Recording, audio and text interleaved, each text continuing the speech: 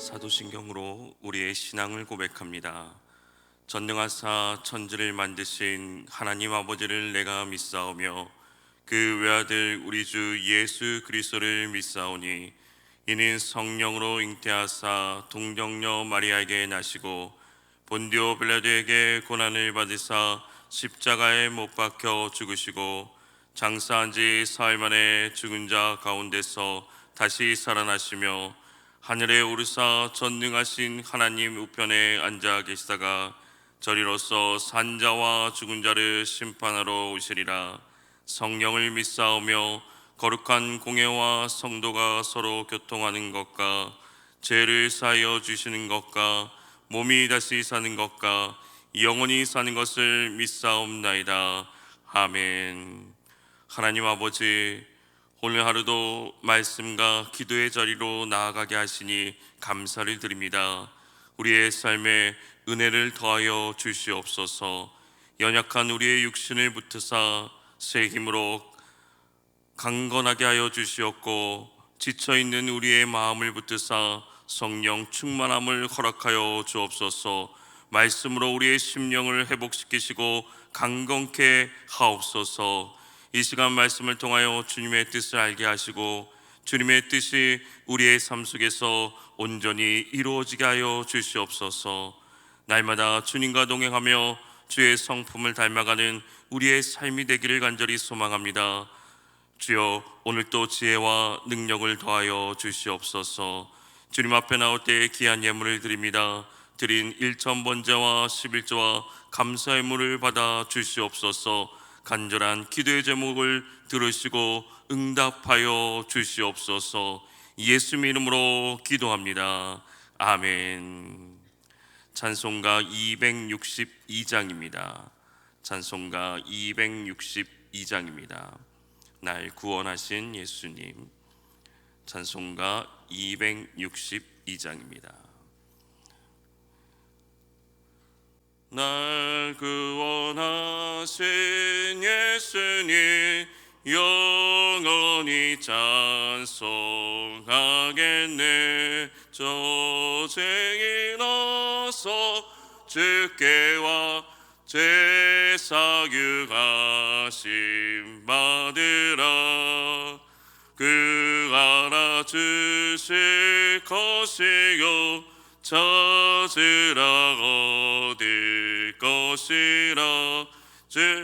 중에 상한 영혼을 주 온전하게 하시네.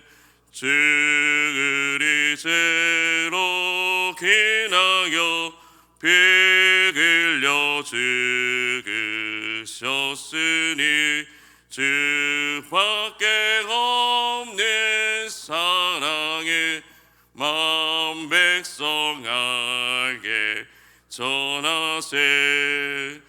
주 예수 사랑 못 잊어 나 항상 눈물 흘리네. 이 세상 어디 가든지 나 주만 생각합니다. 목마른 자의 세매와 영생의 물을 마시라. 내 주를 사랑한데도 늘 맘에 부족하도다. 날 구원하신 예수님 영원히 찬송하겠네. 저생에로서 주께와 제사유하심 받으라. 그 알아주실 것이요 찾으라 얻을 것이라. 제 중에 상한 영혼을 주 온전하게 하시네. 주 죄로 기나여 피 흘려 죽으셨으니 주밖에 없는 사랑이 만 백성 알게 전하세. 주 예수 사랑 못 잊어 나 항상 눈물 흘리네. 이 세상 어디 가든지 나 주만 생각합니다. 목마른 이 생애와 영생의 물을 마시라. 내 주를 사랑한데도 늘 마음에 부족하도다. 아멘.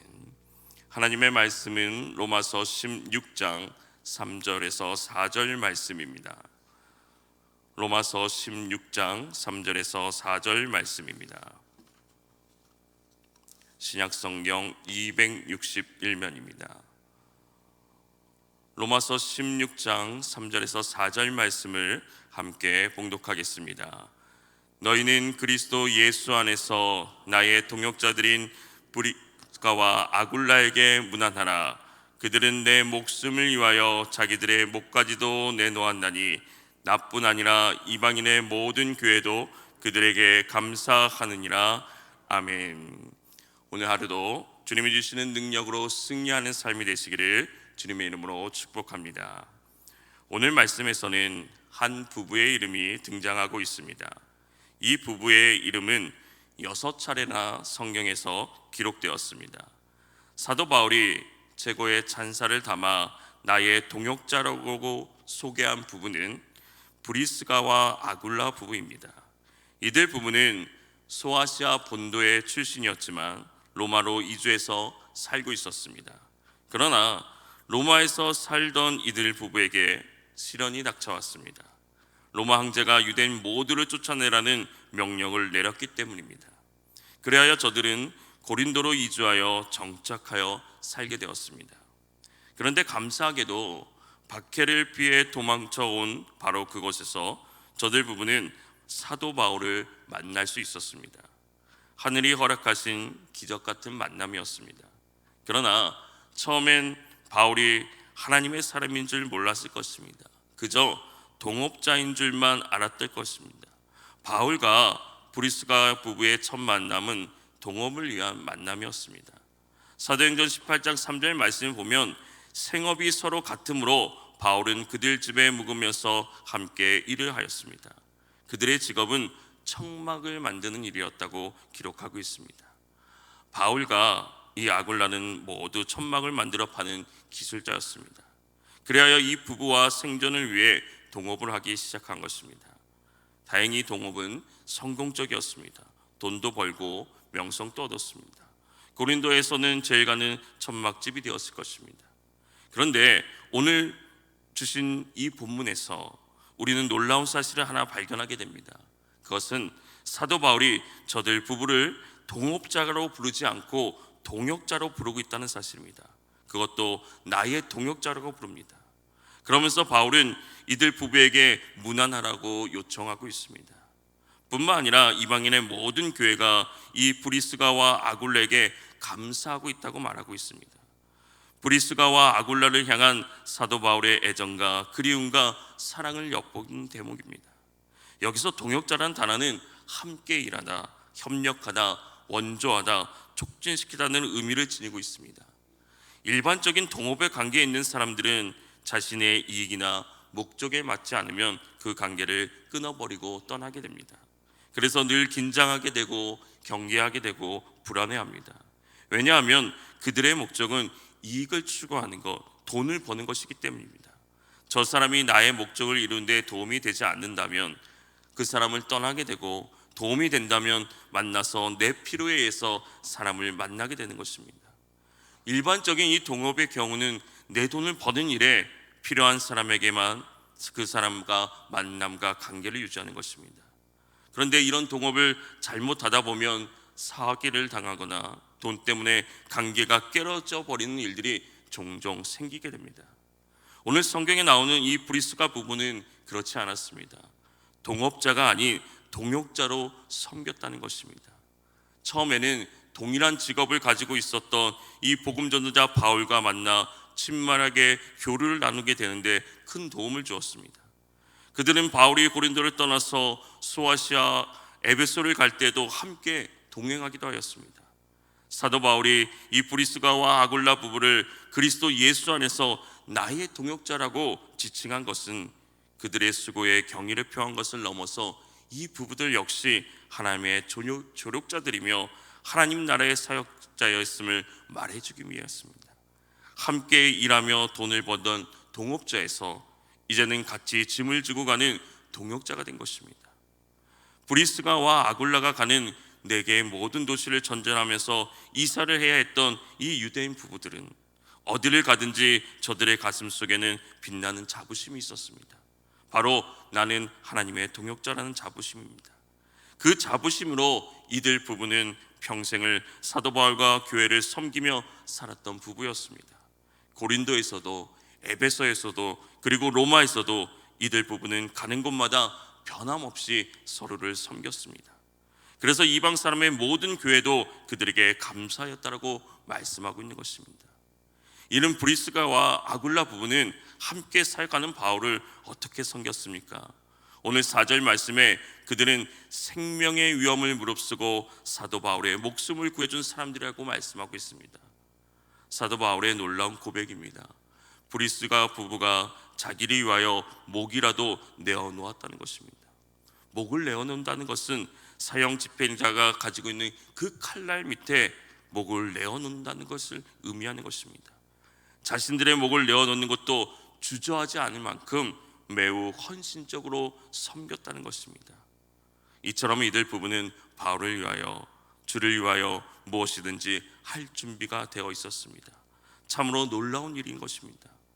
돈을 벌기 위해 동업한 사이에서는 도저히 상상하기와 기대할 수 없는 그런 일들입니다. 일반적인 상식으로 생각한다면 다른 사람을 위해서 목숨을 내놓는다는 아내나 남편을 향해 눈을 부리키며 호통을 쳤을 것입니다. 지금 제정신이냐고, 어떻게 목숨을 내놓을 수 있냐고, 생명을 내놓을 수 있냐고, 정신 차라고, 안 된다고 얘기할 것입니다. 그러나 이들 부부는 우리의 통념을 깨고 주를 위해서 또 사도 바울을 위해서 목숨을 걸었던 사람들입니다.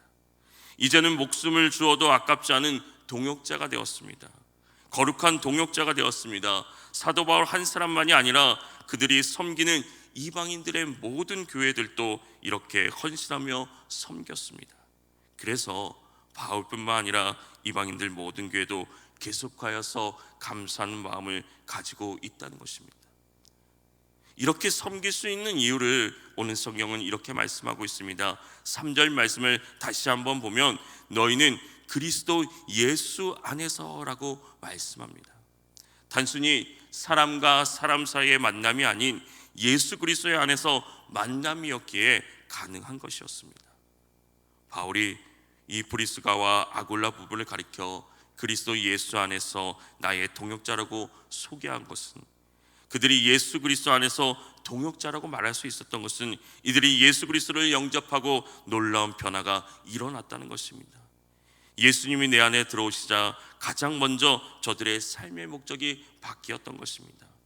어떻게 해서든지 사업일 잘해서 많은 이윤을 남기는 것을 목적으로 삼았던 그 인생이 생명을 내어놓는 한이 있더라도 예수 그리스도의 복음을 전하는 것을 목적으로 삼는 인생이 되었다는 것입니다. 한마디로 돈을 추구하던 삶에서 이제는 주님의 복음을 전하며 나아가는 그런 삶으로 바뀌었다는 것입니다. 그 삶을 위해서는 한 푼이라도 더 남기려고, 삶에서 조금이라도 더 남기려고 하는 것이 아니라 더 퍼주기 위한 삶으로 변화되었다는 것입니다. 삶의 목적이 변하자 사람 보는 눈도 달라졌습니다. 이제까지는 돈을 버는 동업자에서 하나님의 일을 함께하는 동역자로 보이기 시작했다는 것입니다. 지금까지는 천막을 만드는 기술만 눈에 보였는데 이제 그가 전하는 복음이 들어오기 시작한 것입니다. 그리하여 복음을 전하는 거룩한 짐을 함께 지기로 결심하게 된 것입니다. 복음을 전하는 사역에 동참하다가 혹은 매를 맡게 되더라도 그 매를 같이 맡게 된다고 결단하며 나아가는 것, 심지어 필요하다면 목이라도 내어놓겠다는 것입니다. 이 모든 일은 그리스도 예수 안에서 가능한 일이었습니다. 이것이 중요한 사실입니다. 그리스도 예수 안에 있을 때 우리는 함께 동역할 수 있습니다. 예수님 안에서 만나야 우리는 서로 거룩한 일에 동역할 수 있는 것입니다. 예수님 밖에서 할 수 있는 일은 동업밖에 없는 것입니다. 사랑하는 성도 여러분, 우리는 그리스도 예수 안에서 만나 거룩한 동역자가 되었습니다. 브리스가와 아굴라 부부처럼 섬김의 관계가 되었습니다. 그리스도 예수 안에서 동역해야 되는 것입니다. 그렇지 않을 경우 거기에는 반드시 인간적인 분쟁과 시기와 다툼이 일어나게 되는 것입니다. 사도 바울이 호통을 치며 말했던 것은 아볼로는 무엇이며 바울은 또 무엇입니까? 우리는 주께서 세우신 믿음의 사역자들일 뿐, 나는 심었고 아볼로는 무엇을 준 것일 뿐, 그 씨앗이 자라게 하신 분은 여호와 한 분이십니다. 어찌하여 주님 앞에서 다툰단 말입니까? 우리는 하나님의 동역자라고 말하고 있습니다. 오늘 우리의 삶이 복음을 위해서 서로를 섬기며 하나님의 동역자로 힘써 나아가는 저와 여러분이 되시기를 주님의 이름으로 축원합니다. 하나님 아버지, 믿음의 동역자를 만나게 하시니 감사를 드립니다. 하나님의 동역자로 온전히 섬기며 나아가게 하여 주시옵소서. 예수 그리스도의 복음을 위하여 생명까지도 아끼지 않고 섬기며 헌신했던 브리스가와 아굴라 부부의 섬김을 기억하면서 오늘 우리에게 맡겨진 일들에 최선을 다하며 섬기며 헌신할 수 있는 지혜와 능력을 더하여 주시옵소서. 이 시간 주님 앞에 간절히 기도하며 부르시며 나갑니다. 우리의 부르심을 주님 들으시고 우리의 간절함을 주여 들어주시옵소서. 오늘도 하나님이 주시는 그 능력으로 주님의 성품을 닮아가기를 원합니다. 오늘도 우리의 삶 속에 예수 그리스도가 나타나게 하여 주시옵소서. 그 예수 그리스도의 복음을 전하는 삶이 되게 하여 주시옵소서. 예수님의 이름으로 기도합니다. 아멘. 오늘 들은 말씀을 기억하면서 신실하게 섬기는 믿음의 동역자들로 세워지게 하여 주시옵소서. 또 복음을 전하는 하나님의 동역자를 섬기는 교회가 되게 하여 주시옵소서. 이 땅과 이 민족의 하나님과 백성을 잘 섬기는 지도자가 세워지게 해달라고 우리 이 시간 주님의 이름을 간절히 부르며 기도하며 나아가겠습니다. 주여